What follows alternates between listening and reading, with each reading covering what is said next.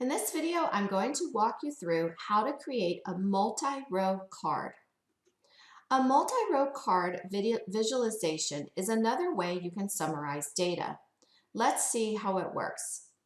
In this report, I have created a table visualization that allows me to determine the total amount by job and general ledger account. I would like to be able to see easily which job generated the most gross profit. I could go through each job individually, or I could use a multi-row card to quickly summarize gross profit. Under Visualizations, click on Multi-Row Card. This creates a blank multi-row card. I would like to summarize the job number by amount.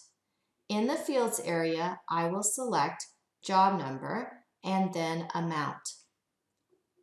The multi-row card now shows the job number and total amount, in this case, total gross profit. To sort the multi-row card, move your mouse to the upper right-hand corner. Click on the three dots. To sort ascending, click on Sort Ascending. To sort the multi-row card by amount, I'll click Sort By and then Amount. Now the multi-row card is sorted by amount in ascending order. That's it, we're done. This video was created and narrated by Tracy Miller Nobles and is a part of the Power BI Skill Builder video series.